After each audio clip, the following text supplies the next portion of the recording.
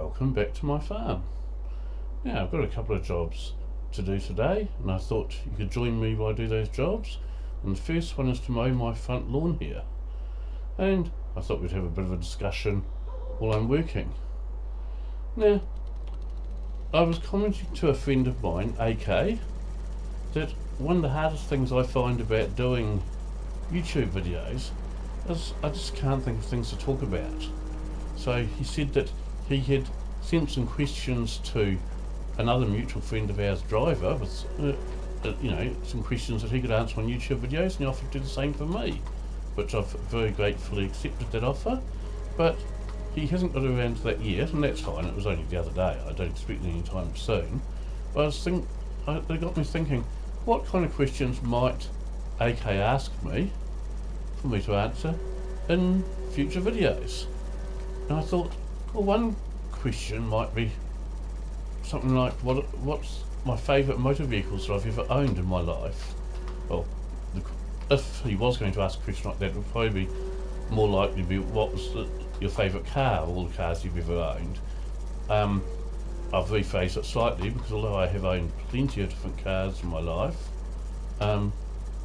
what's happened there? I seem to have got stuck slightly. Right, let's see if I can get unstuck. Oh, come on. What am I stuck on? Must be stuck on the wall there. Wouldn't have thought so, but who knows. We'll give it one more try here. I had movement there for a second, I think. Oh yeah, there we go, good stuff. Okay, so if he was going to write down that as a question for me to talk about, he'd probably say, what's my favourite car that I've ever owned in my life? And although I've owned plenty of different cars in my life, my favourite two vehicles I've ever owned, neither of them are cars. So I thought I'd discuss my favourite two vehicles I've ever owned in my life. And I've got pictures that I'll share with you towards the end of the video, so you can see them as well. So, now I'm stuck on the damn tree, aren't I? Yeah. Okay, this isn't... I haven't played around with this mower before today, and it's not as successful as one might have hoped it was going to be, but never mind. So anyway, my first favourite motor vehicle that I've ever owned was one of the many motorcycles I've owned, and it was a Yamaha SRX6. So the SRX6 is a 600cc single cylinder road bike. Now, it's made to be very, very lightweight, so in order to save weight, it didn't have, for example, electric start. It was kickstart only. And if any of you have ever kickstarted a big single cylinder engine before, you'd know that when it kicks back, it can be quite violent, and the kickstart can actually slice your leg open if you don't know what you're doing. But I loved that motorbike because it was so lightweight, and because it was only single cylinder, it looked like a much smaller engine than it was. My one had been debadged, so you couldn't tell what make, model or CC rating it was or anything by looking at it. And really the only thing that gave it away that it was such a big engine was the fact that the motorbike had not one, not two, but three big, huge vented disc brakes on it. And anyone that knows motorbikes, I suppose, it would raise the question of why would you have such decent brakes on a motorbike unless you actually needed them, unless there was power that, sufficient power output that you needed that kind of braking ability. So that was really the only thing that gave the size of it away. Now, I've never been too fussy with my motor vehicles, so if I had friends or something that wanted to buy a motor vehicle of mine, I was always happy to lend it. And with this motorbike though, because it was kickstart only, and as I said, if it kicked back, it got pretty vicious. So I used to say to my friends, if you can start it, then you can take it for a ride, when they asked. Now, I wasn't saying that to avoid letting them ride my motorbike, but simply that I didn't want them to jump on it, ride it, 5 or 10 k's down the road, turn around and go to U-turn it to bring it back to me, and accidentally stall it and not be able to restart it. So with this motorbike, you had to be very, very committed to the kickstart. If you were scared of the motorbike, scared that it was going to kick back, you wouldn't put enough pressure, enough effort into actually kicking it over, and it simply wouldn't start. So you had to be fully committed to kick-starting it. It did have a bit of a decompression. It didn't have a decompression, but it had a decompression cable. And how it worked is the model before the one I had a little sight glass down the engine, and you slowly pushed the kickstart over until a red dot came up in the sight glass, and then you knew it was at its lowest point of compression. So then you gave it a swift kick, and if it didn't start, then you'd slowly push the kickstart over with your hand or foot again until that red dot came back into the sight glass before you would try kicking it again. With the later version, like I had, it didn't have a sight glass. What you did instead is you very, very slowly and gently pushed the kickstart around until you felt it click. And when you felt it click, again, you knew that the engine was then at its lowest point of compression, and you gave it one swift kick, and hopefully it started with that first swift kick.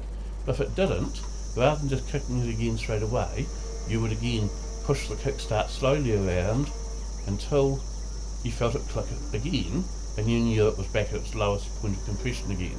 And that's kind of like the only thing it had to assist you with kicking it over.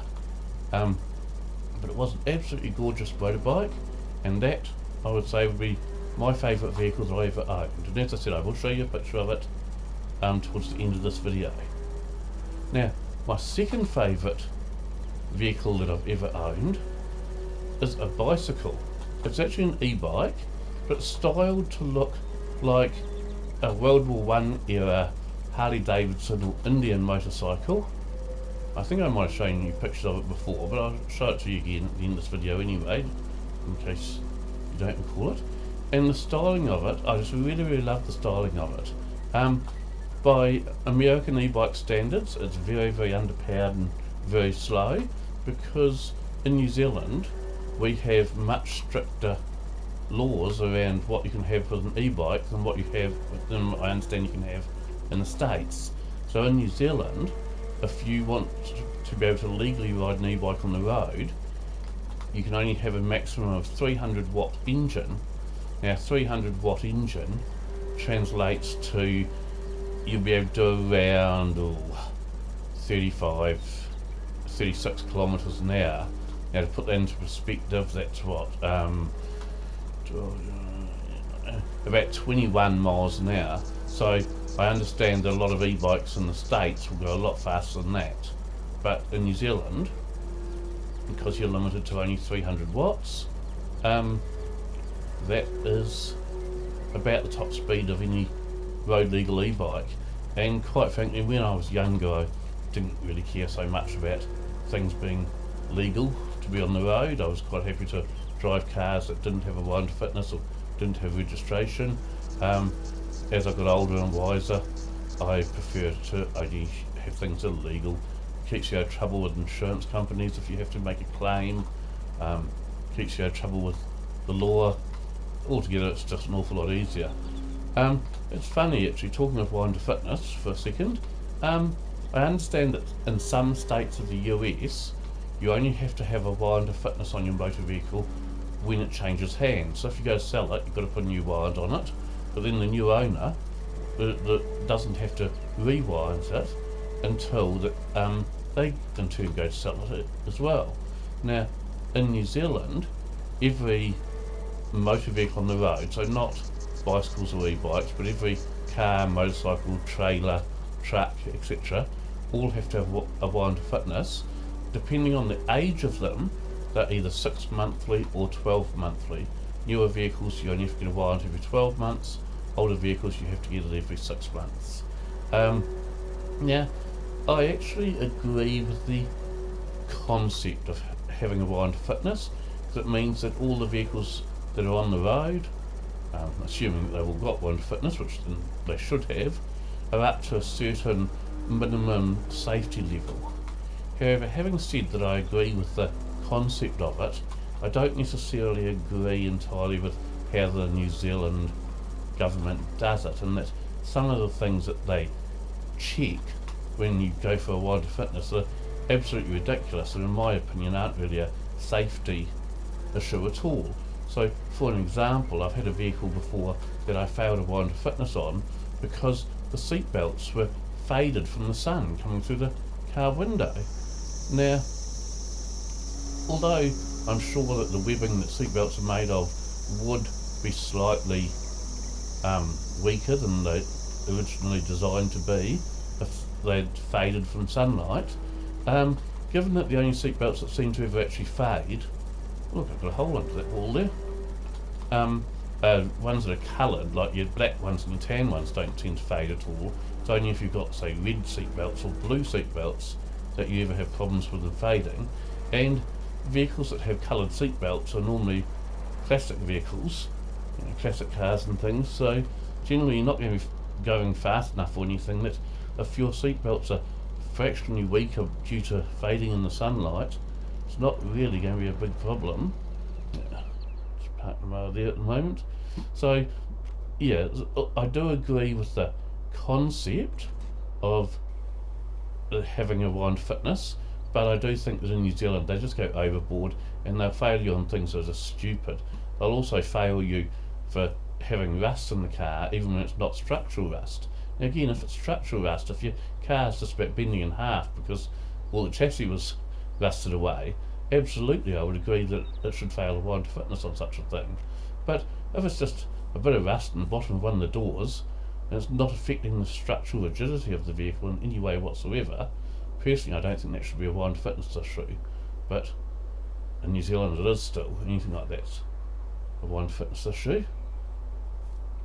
Okay, now as I said, I will show you pictures of both this motorbike that I had, that's my favourite vehicle I've ever owned, and the bicycle which I had and in fact still have, at the end of this video, so you can see them. Now, having finished mowing the lawns here now, we do have one more job. I want to take out one of my windbreaks, and I'll put the lawnmower away later. Just go around here and I'll show you the windbreak and I'll show you why I'm taking it out as well. So, okay, let's just head over here. Okay, now I don't know whether they do this overseas or not, but in New Zealand often windbreaks are made out of trees, and more often than not the trees that they use are poplars. Not always, but more often than not. And I've got to just chuck it up a couple of gears, get some more speed. I've got a windbreak over here made of poplars, but the windbreak's in the wrong place, and I'm going to show you why. Just head over here. Now I'm going to leave the trike here because I don't want to get it too close to the trees I'm cutting down, because in theory I know exactly what way all the trees are going to fall as I cut them down, but in practice, just in case one that falls the wrong way. Now here's the windbreak that I want to take out, and this one is indeed made of poplars, and the reason that this one's in the wrong place is that it's too close to the creek here, and the roots of the trees are growing into the creek and blocking it, so I need to take the windbreak out, all these poplars out, and I might replant them over the other side of the paddock closer to the road or something. I'll see how bad the wind gets first. Oh, come on. Why is this not working? I did test, oh here we go. I was going to say, I did test this before I started the video to make sure it was all going to work as planned, because I'd had some problems with the lawnmower and things getting them to work. So here we go. So yeah, I'm taking down all of these trees in the windbreak, and I'll chop them all up for firewood. Yeah, come on. It's really not playing ball very much. And the reason I'm taking this windbreak out, come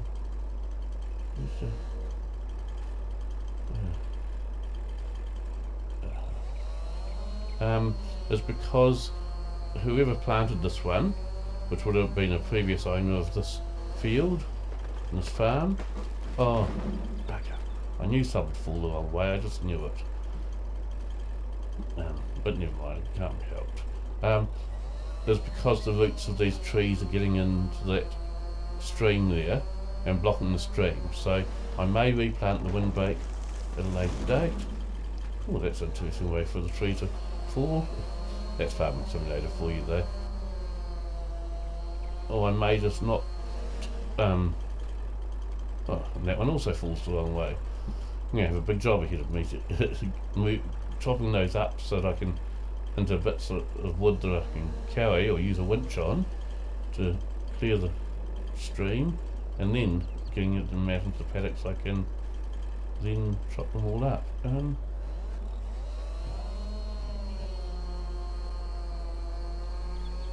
See, when I did a testing of cutting down one of these trees before this video, I discovered they'd all fall the way I wanted them to as long as I cut them on the right angle and the right side.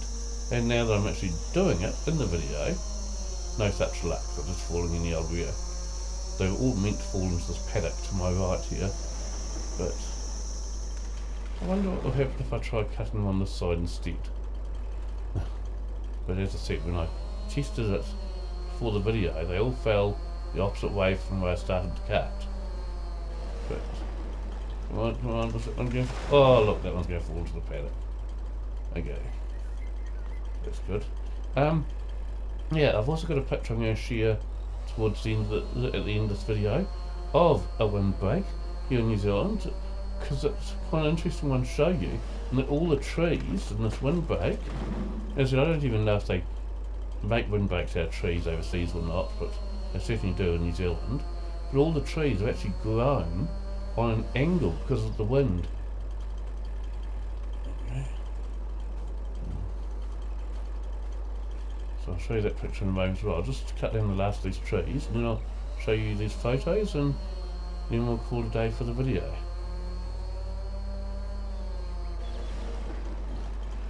And Fury Machine Gaming, if you're watching this video, this is probably the closest you're ever going to see to get to seeing me do forestry in Farming Simulator, I'm afraid. Because as you know, I'm not really into the forestry, but yeah, this is the closest I'll ever get to doing forestry, is taking out this windbreak and chopping it all up for firewood. And that one's going to go the wrong way and take out my fence from the looks of it as well. Okay, so I'm going to have a fencing job to do later, preparing my fence there. Second to last tree. Come on, fall the right way, will you? Oh, look at that. Oh, that one almost got me. That wouldn't have been pretty. I could have finished the video with an ambulance trip to the hospital. Which wouldn't have been the best way to finish a video. But okay, that one's not falling any direction yet. Let's try again. Never ever would a tree balance perfectly upright after you've chopped it in real life, but in Farming Simulator it does happen sometimes. There we go, all those trees are now all down, and I will chop them up for firewood later and move the ones from the creek that have landed in the creek. But now let me take you and show you these photos I was telling you about. That's not what I wanted. So look, task manager. Here we go, this is where we wanted to go. No, don't need anything from there, thank you. Okay, so photos. So here is the motorbike I was telling you about, which is called a Yamaha SRX6. As I said, it's a 600cc single cylinder road bike. It actually has two carburetors, and the second carb doesn't really have a throttle on it per se. It's either all the way open or all the way closed. There's no partial open throttle on the second carb, and the second carb opens up at about half throttle, and when it does open it had a similar effect to if you've got a two-stroke motorcycle and you hit the power band. But this is a four-stroke 600cc single cylinder, and it's dry sump as well. You can see there the oil reservoir where the oil's held, but it's dry sumped. So that's the motorbike I had, which was my favourite vehicle I've ever owned in my life. Now, confession time, this isn't actually a photo of my exact one. Mine was the same colour as this, but I owned mine quite a few years ago, so all the photos I've got of it are actually proper photos on photographic paper rather than photos online. but this one looks exactly the same as mine did, except that mine was all debadged, so it didn't have a Yamaha badge there, it didn't have the sticker on there, so there was no way of telling in a glance what make or model it was or what engine size it was, which was quite good because for some of the time I owned this, I was still on a learner's license, which meant I was limited to a 250cc motorcycle. Of course, this was 600, but the cops weren't to know. Now, the bicycle I was telling you about, that looks kind of like a World War One era Harley Davidson or Indian, is this one here, and I still own this to this day. And then I'll also quickly show you the picture of the trees that make up a windbreak here. Now, this is a golf course near my home called Judgeford Golf Course, and these trees here, which in this particular case aren't poplars, I'm not sure what they are, but they're not poplars, they all planted there as a windbreak, and you can see that every single one of them is all grown on a really, really weird angle just from the wind. So I thought that was an interesting photo to show you, but that's us. So on that note, I shall go and finish my job here, and I'll leave you guys to get on with your day. Thank you very much for joining me. Bye.